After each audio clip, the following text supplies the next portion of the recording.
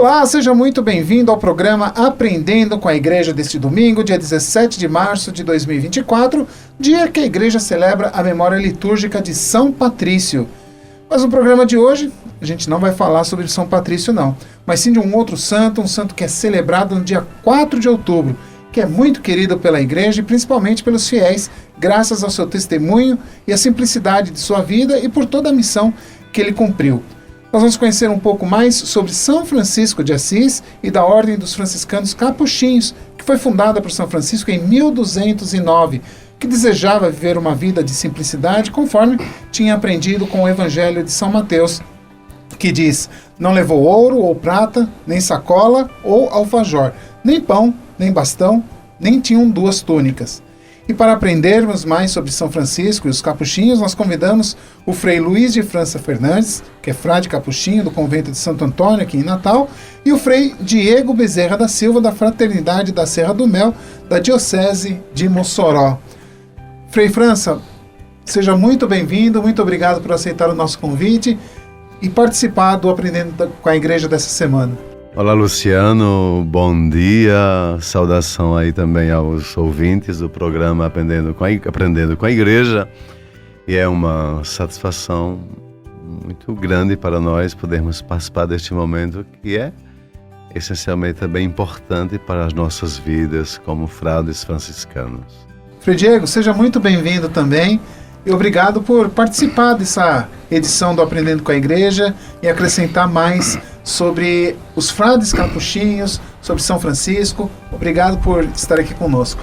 Eu que agradeço, Luciano, pelo honroso convite de estar aqui partilhando com você e com todos os ouvintes um pouquinho da nossa experiência de vida, da nossa espiritualidade, da nossa presença na igreja. Ok, gente, então vamos começar, que eu sei que tem bastante coisa para a gente conversar no programa de hoje. E vamos começar pelo começo? Vamos começar com a chegada dos capuchinhos aqui no Brasil.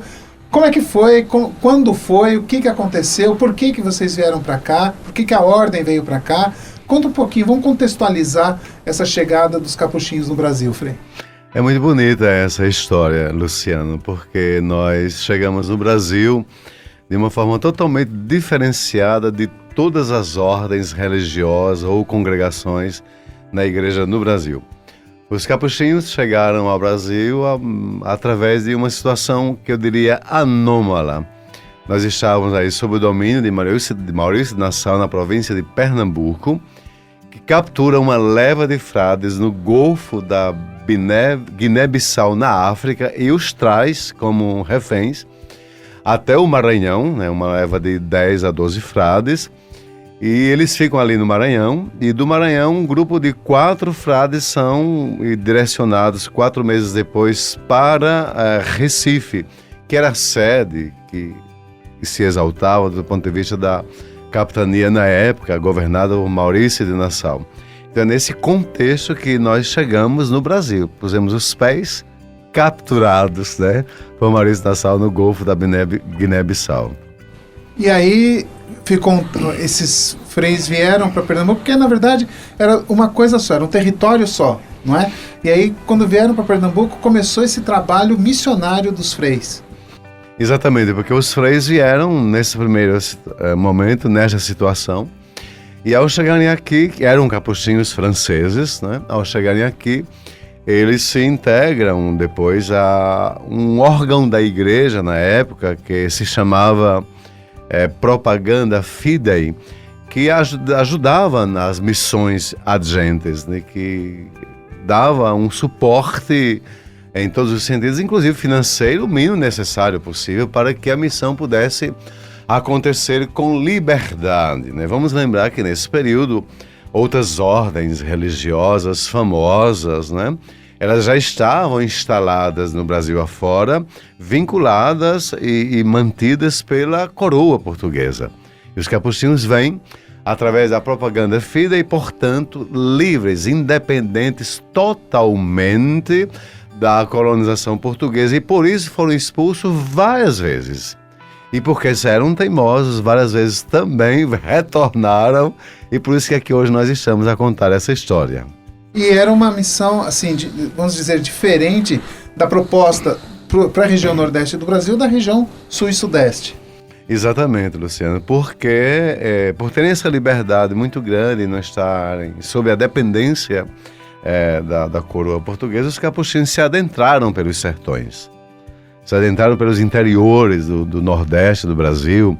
Nós vamos encontrar a figura de Martinho de Nantes, muito conhecido, não é? Na época, Frei Diego, que está aqui participando, vai dar uma contribuição também muitíssimo importante nesse sentido. Martinho de Nantes, com um grupo de freis, ele percorre todas as comunidades ribeirinhas do Rio São Francisco. Ali fundavam vilas. As missões consistiam em trazer educação para o povo, né? Fundavam vilas, cemitérios, era uma questão sanitária, é interessante isso, né? A preocupação com a educação, fundando escolas, fundando cemitérios, uma questão sanitária com a saúde, igrejas, né? E açudes, que era poder ter o mínimo de reserva de água necessária, potável, diria, entre aspas, nas condições da época, para atender a demanda da sede do povo nos interiores desta região do Nordeste, que não estava limitada somente ao sertão. Nós vamos encontrar essa presença aí nas proximidades de Caruaru, em Bom Conselho, perto da região da Mata Sul de Pernambuco. Isso vai até Petrolina adentro, o sertão da Bahia. Enfim, eram missões que demorava a depender da demanda da região onde eles chegavam. Eles ficavam ali 10 meses, eles ficavam ali 12 meses, 1 ano, 2 anos, não é? E onde chegavam, implantavam a fé cristã, não é? E formavam aquela comunidade e partiam, né, para outras regiões, porque o objetivo era ir aonde ninguém ainda não havia ido. Isso é muito bonito na história da presença da fé cristã no Nordeste do Brasil. Só aproveitando a deixa rapidinho, podemos dizer, por exemplo, no Crato, onde tem aquela devoção tão bonita, ali do Juazeiro, a Padre Cícero, quem levou a fé cristã com muita liberdade e propagou a fé cristã foram os missionários capuchinhos da Penha, em Recife. Tanto que a devoção de Nossa Senhora da Penha, a diocese de Nossa Senhora da Penha, Nossa Senhora da Penha é padroeira, aliás, da diocese do Crato, é uma missão capuchinha que implanta a fé cristã no meio daquela comunidade, daquele tribo de índios cariris, não é isso, Frei Diego? Os cariris na época. Eles implantam a fé cristã e era algo muito diferenciado porque não havia escravização dos índios, né? Eles eram muito bem queridos, muito bem acolhidos, muito bem aceitos pelos índios. Inclusive, aproveitando a deixa, porque uma história puxa outra, não é? Me veio agora à mente, eu não posso deixar de mencionar isso, a mais bela escultura da imagem de Nossa Senhora do Brasil, que chamavam também de Nossa Senhora dos Divinos Corações, é uma imagem de Nossa Senhora esculpida por um artesão índio ali na região de Jaboatão dos Guararapes, em Pernambuco. É uma imagem belíssima que hoje está no convento capuchinho na cidade de Nápoles, na Itália. E esses frades missionavam ali, descobriram artistas no meio das comunidades indígenas, das tribos indígenas. E essa imagem foi esculpida por um índio. Eu estou dizendo isso porque é bem interessante. Essa feição da imagem é uma Nossa Senhora indígena, belíssima. Aí o Frei fica impactado com aquela escultura e diz: eu quero que coloque um índio contra os europeus. Você tem uma Nossa Senhora indígena com um menino Jesus nos braços. Quando esses frades são expulsos, o Marquês de Pombal, de Pernambuco, eles levam essa preciosíssima imagem que hoje está num convento capuchinho, lá na cidade de Nápoles, na Itália, para dizer dessa empatia. Era uma missão que tinha uma empatia muito grande dos frades para com os índios, dos índios para com os frades. Não havia escravização, os frades nunca tiveram escravos, por exemplo, né? Era algo totalmente diferenciado e muito bonito. Era uma visão humanista, na verdade. Muitíssimo humanista, muitíssimo humanista. Né? Esse resgate da originalidade da missão, na sua essência, como era São Francisco de Assis, foi muito precioso da nossa história aqui no Nordeste do Brasil. É muito precioso, porque ele existe ainda. Sim, e vai na contramão de tudo que acontecia na época, né, Frei? Exatamente, e é justamente isso que eu dizia, é um diferencial, vai na contramão de tudo, e é uma história que talvez muita gente nem conheça, né? Eu gostaria que Frei Diego, que está aqui conosco, desse uma contribuição, porque ele conhece também, nós vibramos muito com essa história bonita. Sim, era isso que eu ia exatamente perguntar para o Frei. Como que aconteciam essas missões? Os frades, eles iam caminhando de cidade em cidade, de povoado em povoado, iam promovendo essas construções das próprias cidades, dos cemitérios, dos açudes. Mas era uma necessidade que eles percebiam daquela região ou era a pedido das pessoas? Como que era essa logística? Veja, Luciano, é bom essa situação aí que o Frei França apresentou pra gente é interessante porque, pra gente entender direitinho, os frades vieram pra cá com o intuito de serem missionários, trabalharem com o povo na missão da propaganda fide. Então, os frades saíram e assumiram mesmo essa missão com todo empenho. E é interessante destacar aí, você falou, vamos começar do começo, a gente diferenciar bem as coisas. Os capuchinhos primeiramente chegaram aqui no Nordeste, como foi bem dito aí pelo Frei França, e há uma diferença entre nós capuchinhos aqui do Nordeste para os capuchinhos do Sul e Sudeste. Por quê? Os do Nordeste foram os primeiros a chegarem aqui, então eram franceses, eram italianos, né, que vieram impulsionados aí pela propaganda fide e vieram ali no século XVII, finalzinho do século XVI, por ali assim, por volta desse período. Já os do sul do país, não, do sul e sudeste vieram já em meados do século XIX, comecinho do século XX, né, a presença ali dos frades do norte da Itália, que vieram dar essa assistência aos colonos, aos imigrantes italianos, que vieram trabalhar na lavoura do café e tudo mais, como nós bem sabemos, de um pouquinho da história do nosso país recentemente. Pois bem, então os frades, ao virem para cá, eles perceberam a carência de assistência por onde passavam. E aí, eles, impulsionados pela missão e imbuídos do espírito genuinamente franciscano, eles eram totalmente sensíveis à realidade do povo. Isso que o Frei França disse aí com tanta maestria, né? Eram frades do povo e cativavam o povo. Veja essa relação dos frades com os indígenas, né?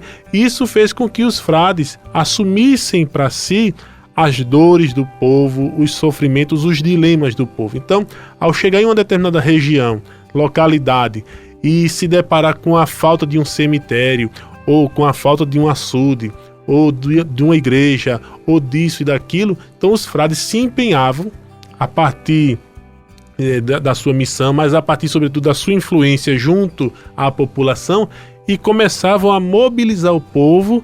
Para quê? Para que o povo tivesse acesso a tudo isso, né? E aí é interessante que dentro dessa sensibilidade dos frades, nós encontramos algumas figuras que se destacaram nisso aí, né? Veja, no Maranhão nós temos o Frei Daniel. O Frei Daniel foi um frade que, ao chegar no Maranhão, ele se deparou com uma realidade muito gritante e triste. O quê? A das pessoas portadoras da hanseníase, né? Pessoas que viviam isoladas, viviam afastadas da população em geral.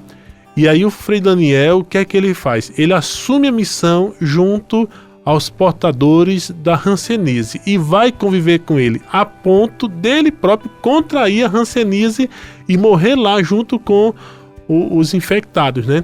Então ele assumiu e saiu para ele, essa missão para ele. Então ele, mesmo sendo estrangeiro, ele se fez um com aqueles com quem ele trabalhava, com aqueles para onde ele foi enviado. Então isso é muito bonito ver nos frades, né? E tantos outros. Basta lembrar aí, nas mais diversas epidemias do cólera, como o Frei França falou, e ele aí sabe bem disso, porque a cidade dele lá no Caruaru, no Pernambuco, passou por uma crise tremenda com o cólera, no finalzinho ali do século XIX, começo do século XX. E os frades foram aqueles que deram suporte à população que estava sendo assolada, que estava sofrendo com cólera, né?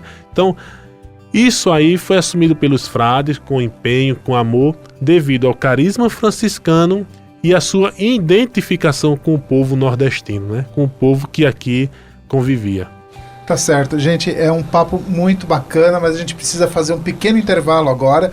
Daqui a pouquinho, então, a gente volta com Aprendendo com a Igreja. E antes de ir para o intervalo, eu gostaria de lembrar que você que ainda não faz parte do Clube do Ouvinte, mande uma mensagem para o nosso WhatsApp, o 991945772, e passe a fazer parte dessa família de evangelização por meio do rádio. E a você, é claro, que já faz parte do Clube do Ouvinte, o nosso muito obrigado. A gente vai um pequeno intervalo e volta daqui a pouquinho com o Frei Diego Bezerra da Silva e o Frei Luiz de França, dos Frades Capuchinhos. Até já!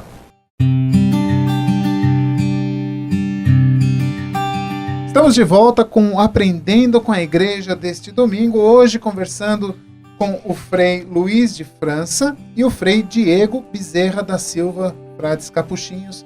No primeiro bloco nós aprendemos um pouco sobre a história da chegada dos capuchinhos aqui no Brasil e de todo esse legado que eles foram desenvolvendo ao longo do tempo, principalmente aqui na região Nordeste. Eles deixaram suas marcas, né, Frei? Como que foi esse trabalho, principalmente no interiorzão do Nordeste?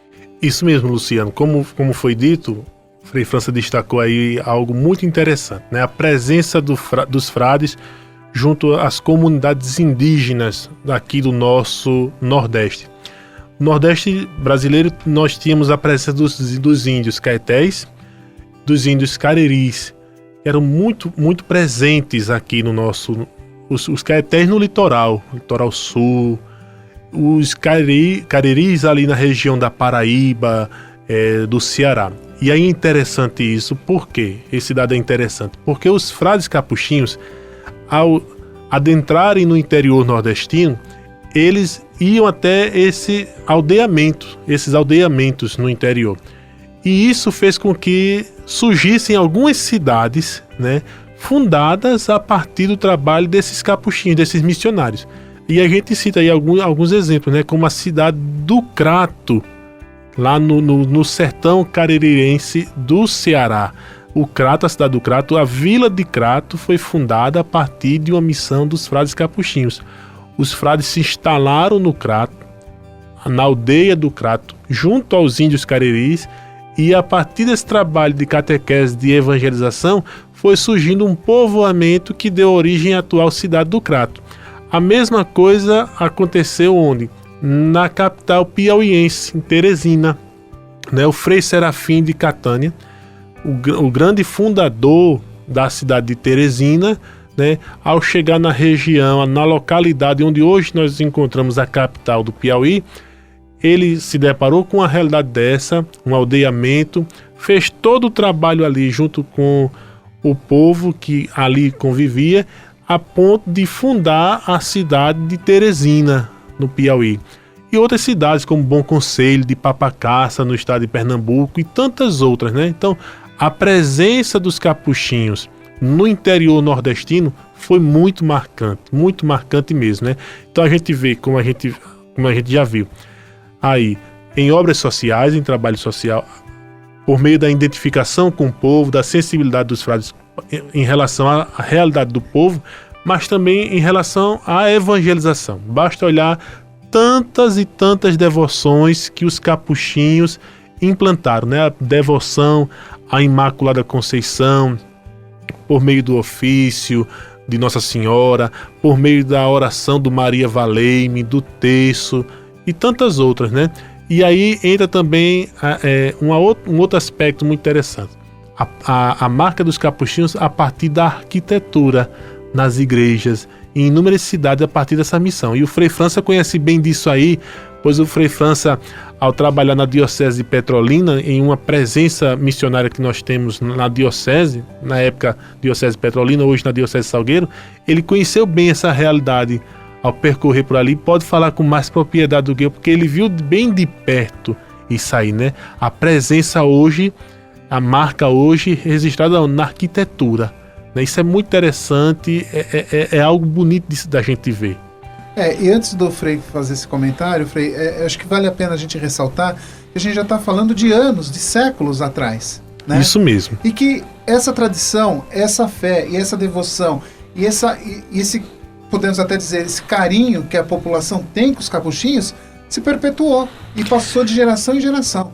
Isso é importante você destacar. Por quê? Porque os capuchinhos, eles sempre foram vistos na igreja como sendo frades do povo. Isso que o Papa Francisco nos propõe hoje, de uma igreja em saída, o pastor com cheiro de ovelhas, isso é uma marca própria dos capuchinhos. Vejam, o nosso nome, a nosso logo, né, o nosso logo, capuchinhos, vem daí. Nós não éramos chamados de capuchinhos. Então, por conta do nosso hábito, com esse capuz que nós temos aqui, o capuz pequeno, então os primeiros frades andando nas ruas das cidades italianas, as crianças, como havia uma proximidade com o povo, então as crianças chamavam Cappuccini, e aí ficou capuchinho. Então, veja, sempre existia uma proximidade dos frades com o povo. Por isso que os frades capuchinhos eram chamados frades do povo, né? Andavam de forma simples, com uma simples sandália nos pés, de barba, aquela presença carismática junto do povo. Isso é muito marcante na presença missionária dos capuchinhos. E eles iam para onde? Para as periferias, né? Para os lugares. O Frei França disse um negócio muito interessante. Enquanto no grande centro ali do Recife, que era a capital, na época de Maurício Nassau, chamada cidade de Maurícia ou Mauricéia, então os frades não quiseram ficar na Mauricéia, não quiseram ficar na cidade de Maurícia, capital, mas quiseram ir para onde? Para a periferia, para o interior, para os lugares mais distantes. Uma igreja em saída. Os frades já viviam esse projeto de igreja em saída. Isso há 2, 3 séculos atrás. Veja como é bonito, né? Como é interessante isso aí. A igreja sempre se renova, sempre se refaz, mas sempre voltando às suas origens, né? E tudo na caminhada, né, Frei? Eram quilômetros, dias, meses, com destino certo, mas sem saber quando chegar a este destino, justamente por conta, primeiro, da distância e segundo, dos desafios que iam se encontrando pelo caminho. E a questão também dessa marca que o Frei falou, que até hoje é uma marca registrada dos capuchinhos, que a gente reconhece ao entrar numa igreja, ao visitar algum templo. Exatamente, e esse jeito de ir onde o povo está, ou em busca deste povo onde quer que ele esteja, era e é algo assim muito que está no DNA, eu diria, de um frade capuchinho, não é? De modo que quando saíam em missões, né, caminhavam, por exemplo, o Frei mencionou uma vez a história de um grupo de freis que saem do Ceará e vão caminhando até chegar em Recife. Quanto tempo durou? O tempo necessário, porque ao longo dessa caminhada missionária eles paravam para evangelizar, paravam para perceber quais eram as realidades mais sutis e necessárias e urgentes na vida daquele povo, naquela comunidade, naquele lugar onde ali estavam fazendo aquela ação missionária, para depois darem curso ao prosseguimento dessa caminhada. Isso requer o quê? Um espírito de liberdade, assim, de leveza e confiança sobremaneira na providência divina de uma forma extraordinária. Eu creio que essas histórias tão bonitas, elas têm muito a nos dizer, a nos questionar, a nos interpelar, não somente a nós frades que aqui estamos nessa conversa tão bonita, mas a todas as pessoas que vivem muito mais buscando suas comodidades, suas plataformas de conforto. Então essas figuras históricas, elas nos deixaram um testemunho, um legado extraordinário, exatamente porque fizeram a experiência aquela do Evangelho, né? Você falava no começo da introdução do programa, né? Deixaram tudo, porque o encanto maior os motivava a irem em busca com a liberdade de quem somente a descobre, porque se coloca com total disponibilidade no coração do amoroso Deus, por Jesus, buscando a Jesus, servir a Jesus, e assim fazendo todo o empenho insosso para testemunharem o Evangelho vivo na realidade própria de cada comunidade, de cada povo, de cada lugar onde chegavam. Agora, Frei, é claro que, como nós dissemos, né, a gente está contando histórias de 2, 3 séculos atrás, que não tinha, obviamente, toda a comodidade, tranquilidade e as facilidades que nós temos hoje, não é? E nessas saídas em missão, alguns ficaram pelo caminho, né? Mas ficaram pelo caminho com a certeza de o dever cumprido. Exatamente, ao longo dessas caminhadas, que eram missões, ao longo dessas missões, que eram itinerantes, eles ficavam 10 meses, 12 meses, 1 ano e meio, 2 anos, num determinado lugar, e dali seguiam adiante para outros lugares, e obviamente ao longo desse percurso vamos encontrar a história de frades que morreram afogados, de frades que contraíram doenças porque foram dar assistência a uma comunidade de leprosos e também se tornou um leproso entre os leprosos e ali terminou morrendo, mas não deixou de ser solidário e estar presente com aqueles que ali estavam. E assim por diante. E há muitas histórias, né? Nós teríamos que ter uns 10 ou 12 programas desses para lembrar em detalhes as muitas histórias. Eu gosto muito também, por ser da minha cidade, de uma história deles, né, que foram convidados pelo presidente da província, que era a província de Pernambuco, claro, estamos falando disso, tudo isso era Pernambuco naquele tempo. E aí, no começo do século XIX, esses frades vão onde ninguém queria ir, onde ninguém podia resolver nada, os frades eram convidados ali para encontrar uma solução. Isso é muito interessante. Nós vamos encontrar isso em Caruaru, especificamente, vamos encontrar isso também de uma forma muito bonita em Bom Conselho. E eu vou tentar contar um pouquinho essas duas histórias. Em Bom Conselho, que na época se chamava Papacaça. Havia uma rivalidade de famílias que se gladiavam, se matavam entre si. E se gerava um número imenso de crianças órfãs. E esses frades são enviados ali para apaziguar aquela população. Eles não somente conseguem apaziguar aquela população, inclusive naquele pátio imenso onde tem um colégio Nossa Senhora do Bom Conselho e o Convento dos Frades em Bom Conselho, aquele colégio enorme foi construído por uma missão capuchinha que foi apaziguar aquelas brigas rivais que dizimavam a população. E aquele colégio foi construído para acolher as crianças órfãos, frutos dessas cujas mortes era consequência dessas brigas entre essas famílias. Os frades apaziguaram, os frades juntaram as famílias, os frades fizeram um grande cruzeiro, e dentro daquele cruzeiro estão enterrados todos os facões e armas e o que você imaginar, instrumentos com os quais essas famílias se degladiavam e se matavam. E eles eram um grande movimento bonito de evangelização desse povo e propuseram, né, um bom conselho. Um bom conselho seria entregar-se sob a intercessão da Virgem do Bom Conselho. Aí mudou o nome de Papacaça para Bom Conselho. Por isso, Nossa Senhora do Bom Conselho é a padroeira da cidade de Bom Conselho por conta dessa missão dos frades capuchinhos naquela região que foram apaziguar, volto a dizer, porque era algo extremamente grave na época, algo que o poder público não conseguia manter um controle nenhum. Em Caruaru é uma outra história bonita. O resultado da presença missionária dos frades, ele se traduz ao longo da missão em algo muito bonito na vida do povo. E claro, dos frades também. Em Caruaru eles vão para cuidar da população que estava sendo dizimada pela cólera morbo. Passam ali mais de 10 meses. Os frades eram coveiros, os frades eram enfermeiros, os frades eram sacerdotes que ali ministravam os sacramentos. Os frades, enfim, cuidavam e viviam no meio daquela rua. Eu me lembro como hoje, porque tem ainda uma casa onde eles ficaram na Rua Bahia, depois se tornou Rua Bahia, é uma espécie de hospedaria deles. E eles cuidaram daquele povo de uma forma assim abnegada. Tamanha foi a dedicação. Mas essa dedicação ela custou um sacrifício muito grande para a população, obviamente, né?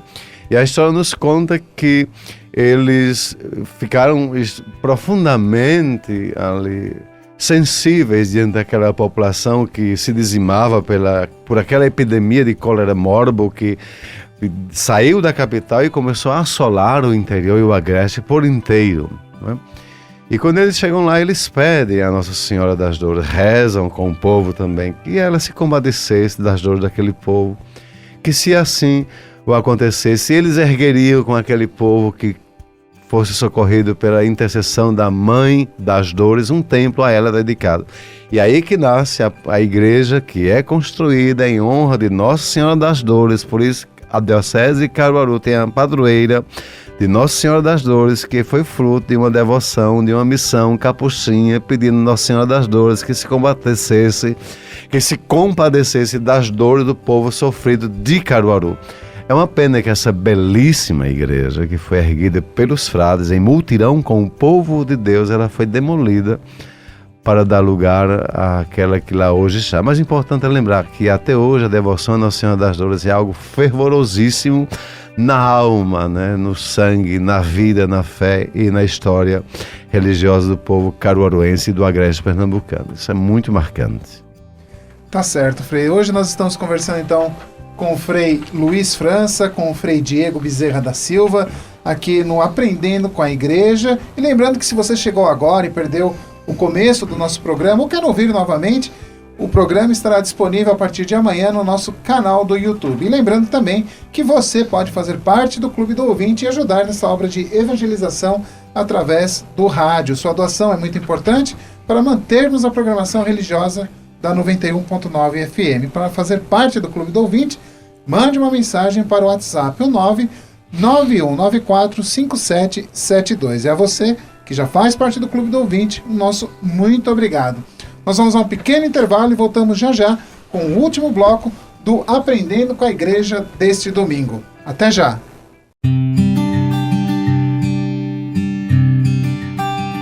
Estamos de volta com o Aprendendo com a Igreja deste domingo. Hoje nós estamos recebendo aqui nos estúdios da 91.9 FM o Frei Luiz de França Fernandes, que é frade capuchinho do convento de Santo Antônio aqui em Natal, e o Frei Diego Bezerra da Silva, da Fraternidade da Serra do Mel, lá da Diocese de Mossoró. E para encerrar esse programa de hoje, neste último bloco, nós vamos retomar, nós estamos falando, né, Frei, do começo da história dos capuchinhos aqui no Brasil, mas a gente tem que voltar agora um pouquinho mais no tempo e falar de como tudo começou, dessa figura tão importante para a igreja que foi São Francisco de Assis. Esse homem que inspirou tantas pessoas, que criou, que fundou a congregação franciscana. Então, Frei, conta um pouquinho mais para a gente sobre esse legado deixado por São Francisco e por essas figuras tão importantes que marcaram também a presença dos capuchinhos no Brasil e principalmente aqui na região Nordeste, como, por exemplo, é claro, a gente não pode deixar de mencionar o Frei Damião. Conta um pouquinho mais para a gente, Frei.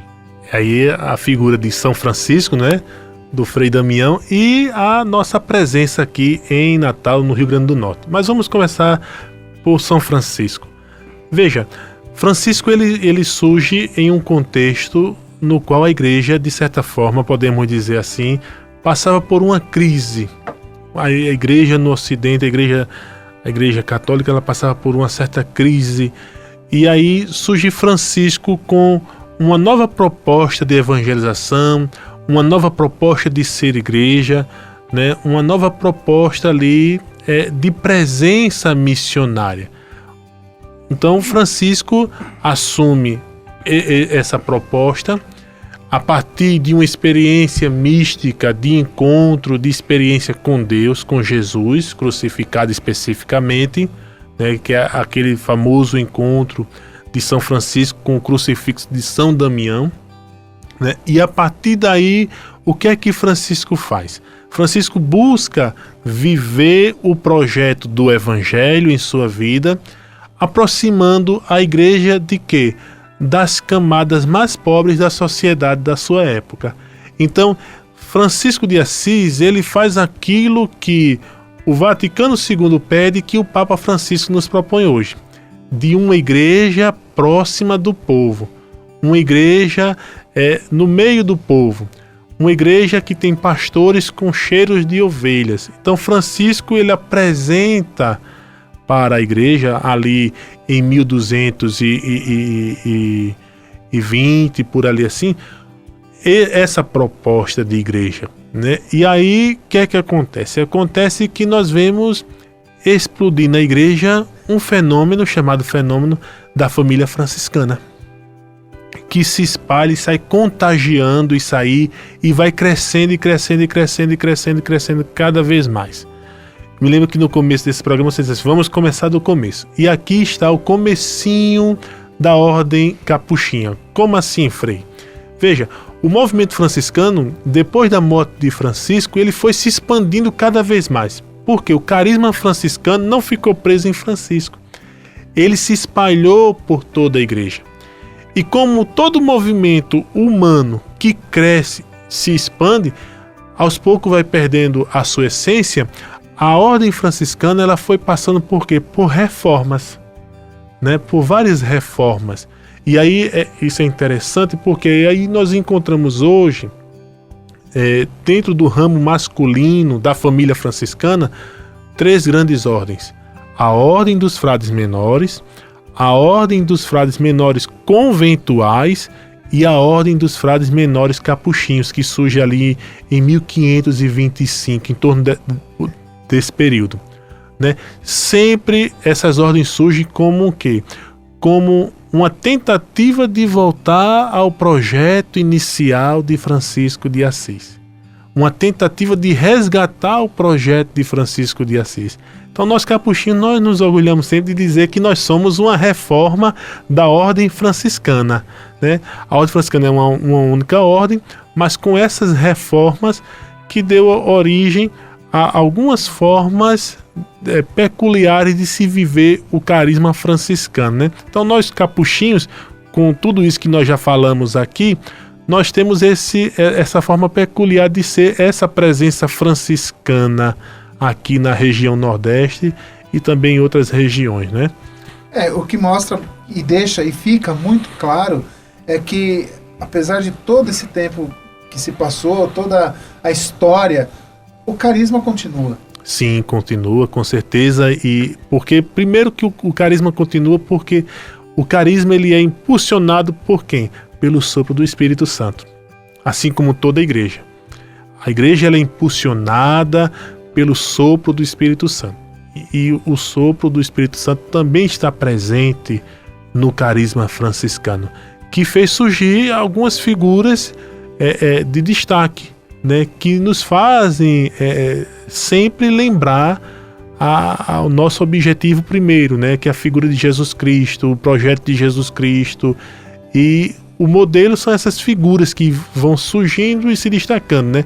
Aqui nós temos no Nordeste algumas figuras de referência, né? Nós temos aí o Dom Vital, que foi bispo de Olinda, bispo capuchinho, e que muito trabalhou por essa separação entre Estado e Igreja, fez um trabalho muito interessante nesse âmbito e que teve aí esse trabalho reconhecido. E a outra figura, o Frei Damião, né? Que podemos dizer assim, é um dos últimos marco dessa presença dos antigos capuchinhos ainda nessas missões itinerantes pelo nosso Nordeste, pelo interior do nosso Nordeste, né? E o Frei Damião, ele é tão recente, ele continua vivo na memória da gente, da nossa geração, porque nós tivemos a oportunidade de acompanhar, né, de ouvir o Frei Damião, de conhecer a sua história, de ver, de ter a oportunidade de observar aquela figura baixinha, pequenininha, que por onde passava reunia multidões. O senhor, acho que viu de perto o Frei Damião, né, Frei França? O senhor conhece mais desse trabalho do Frei Damião pelo Nordeste? Eu tive o privilégio de conhecer Frei Damião quando eu tinha 8 anos de idade. E isso se deve a algo muito bonito na vida dos frades. Os frades iam aonde nós estávamos. Quando eu celebrava os meus 40 anos de frade, aqui em Natal, e depois eu fui a Caruaru celebrar com a minha comunidade onde eu nasci. Eu lembrava disso, né? Eu sou marcado pela presença de 3 figuras muito importantes: Frei Damião, Frei Bernardino e Frei André Baboni. E Frei Tito, que era o pároco, ele ia às nossas casas, às nossas residências. Frei André ia visitar os doentes e ele fazia momentos assim, muito bonitos de ajuntar as comunidades, e Frei Damião pregar missões num lugar daquele sítio de uma região determinada da zona rural de Caruaru. Então, desde os 8 anos de idade, eu tive essa convivência com Frei Damião. E era sempre momentos assim, muito bonitos para nós. Essas figuras eram muito marcantes, encantadoras. E eu guardo isso com uma gratidão a Deus muito grande, porque o meu primeiro contato desde a infância com um frade era de alguém que cuidava da gente. Isso é muito marcante na minha vida e na vida de minha família e de tantas pessoas onde eu nasci. Os frades faziam mutirões para construir açudes, abrir estradas, criar cooperativas para poder melhorar ali a venda dos produtos do agricultor da zona rural. Os frades criaram postos de vacinação animal para os camponeses daquela região que vivia a mais de 12 quilômetros distante da cidade. Enfim, essa ação, ela não deixou de existir, aquela que acontecia lá no passado. Ela atendeu às demandas do presente e hoje elas existem, elas continuam. Essa semente fecunda foi plantada e ela continua a gerar frutos, e frutos que são dádiva de Deus, sem dúvida.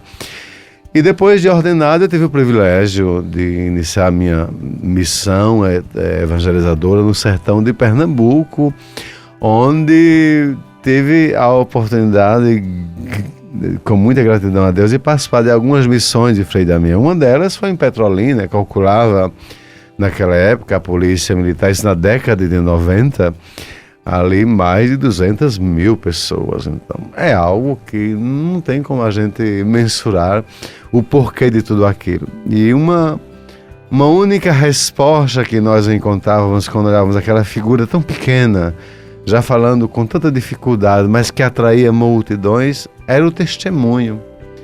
O testemunho está presente na pessoa. As palavras cessam e a presença dela fala. E era isso que Frei Damião transmitia. Ele ali presente, com imensa dificuldade já para falar, mas a presença dele exalava não, exatamente, ela exalava assim, o cheiro do Evangelho, a presença do Evangelho em vida na pessoa daquela criatura que ali estava.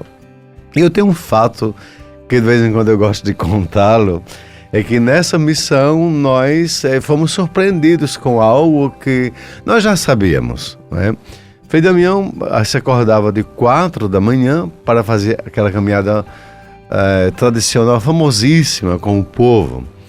E depois rezava a missa, depois ele tomava o café, ele ia atender os doentes e tinha toda uma dinâmica o dia inteiro. Almoçava, enfim, e conversava até por volta de meia-noite. E nesta missão de Petrolina, que eu estou falando dela um pouquinho, nós, inquietos com aquele ritmo tão grande, aquela multidão, e ele não tinha tempo para nada, como é que ele vai conseguir descansar? E a nossa grande surpresa é que nós imaginávamos que no dia seguinte ele não estaria às 4 da manhã, ele estava às 3 da manhã, de joelhos diante do Santíssimo, rezando até às 4. Então era um homem místico, né? De onde vem essa força? De uma mística, de uma comunhão profunda, né? O Evangelho do domingo passado, Jesus vamos subir a montanha, vamos rezar, vamos entrar em comunhão com Deus. E Frei Damião era um grande místico. E sem a mística, a missão não é fecunda. Sem a mística, a missão se torna algo estéril, porque a gente se afasta do projeto de Deus, né? E é muito bonito isso na vida de Frei Damião. Esse homem de uma extraordinária grandeza de testemunho evangélico, de testemunho franciscano, no meio do povo e com o povo de Deus. E onde o povo estava, onde o povo estivesse, era ali onde Frei Damião se encontrava, onde Frei Damião buscava estar para anunciar com o testemunho e com a palavra o Evangelho de Nosso Senhor Jesus Cristo. Nossa, é uma aula, né? E a gente aprende bastante, a gente volta no tempo, né, recordando a figura do Frei Damião. São momentos que enriquecem a nossa fé, né? A gente, cada vez que ouve as histórias, os depoimentos, os testemunhos, ajuda ainda mais a enriquecer a nossa fé. Ô Luciano, você dizendo isso me faz lembrar uma outra coisa. O quê? Nós, quando passamos pelas etapas formativas para nos tornarmos frades capuchinhos, nós temos a graça e a oportunidade de ir aprendendo isso, de ir bebendo nessas fontes, né? O Frei França aí falou da sua experiência com o Frei Damião e tudo mais, das missões. Eu tive a graça de ver Frei Damião uma única vez. Foi no Morro da Conceição, na cidade do Recife, né? Um santuário que tem no Recife. Então eu era pequeno, ali tinha em torno de 7 a 8 anos, e eu tinha adoecido, e minha avó me levou para o Morro da Conceição, período da festa de Nossa Senhora, para fazer uma promessa, pagar uma promessa aos pés da Santa. E, por felicidade nossa, o arcebispo de Olinda e Recife, na época, Dom José Cardoso Sobrinho, ele estava tendo uma dificuldade com o pároco do Morro da Conceição, o padre Reginaldo Veloso. E o que é que o Dom José fez? Levou uma figura de destaque para o Morro da Conceição para que a festa não perdesse o brilho, a festa Nossa Senhora da Conceição não perdesse o brilho. Qual foi a figura? O Frei Damião, não é? E quando nós fomos lá ao Morro da Conceição para pagar nossa promessa e tudo mais, quem estava lá? O Frei Damião. E eu me lembro como hoje, nunca esqueço essa cena. Aquela multidão, e a minha avó queria que eu recebesse uma bênção do Frei Damião. E Frei Damião, por onde ele passava, era uma multidão, né? Então ele estava cercado por soldados da PM. Me lembro como hoje dos detalhes. Os soldados, ainda usando um capacetezinho branco com lá as iniciais PM. E um soldado daquele me pegou pelos braços, eu pequeno, até me levar ao Frei Damião, e o Frei Damião me deu uma bênção ali, né? Isso foi uma coisa que aconteceu comigo e eu não esqueço.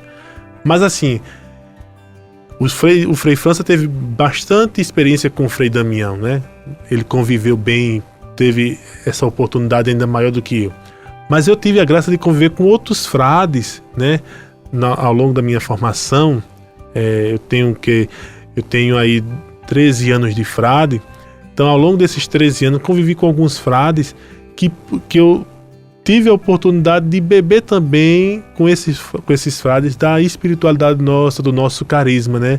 Vale a pena destacar aqui um Frei Dimas, o Frei Bernardino, alguns outros, né? O Frei José Soares, que ainda está aí na luta.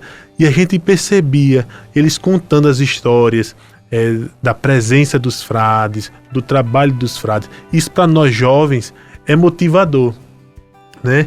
Faz a gente se sentir motivado, mas ao mesmo tempo faz a gente ter consciência de que nós temos uma responsabilidade muito grande. Qual é a responsabilidade? De sermos guardiães desse legado tão bonito, né? E como é que nós guardamos ou resguardamos esse legado? Através da vivência do carisma, continuando essa presença, como o Frei França disse, atuante, né? Essa presença junto às famílias, junto ao povo, né? E isso é visível no trabalho que nós realizamos em nossas comunidades, aqui no Natal mesmo, né? Aí os frades são muito conhecidos pelo seu trabalho nas confissões, nas bênçãos, junto ao povo aqui na Cidade Alta, na Igreja do Galo, né? Isso é bonito. Aqui em Recife, em tantos outros lugares, né? Isso faz com que a gente se motive a seguir adiante. A gente vai precisar encerrar o programa, infelizmente, porque a gente poderia ficar aqui mais 2, 3 horas falando sobre o trabalho dos capuchinhos, histórias maravilhosas. E meu pai, ele é de Pernambuco, e ele teve a graça de ser batizado por Frei Damião. E ele conta essa história que o olho dele até enche de lágrima de lembrar desse momento. Então, eu queria deixar registrado isso, né? Porque realmente é uma graça que poucas, não, muitas pessoas tiveram, né? E a gente acaba fazendo parte desse momento. Eu queria muito freis, agradecer aqui a presença de vocês por esse momento, o Frei Diego Bezerra da Silva, o Frei Luiz França. Queria que vocês deixassem aqui uma mensagem de encerramento para os nossos ouvintes. Eu gostaria de fazer o seguinte, o quê? Fazer um convite, né? Um convite vocacional.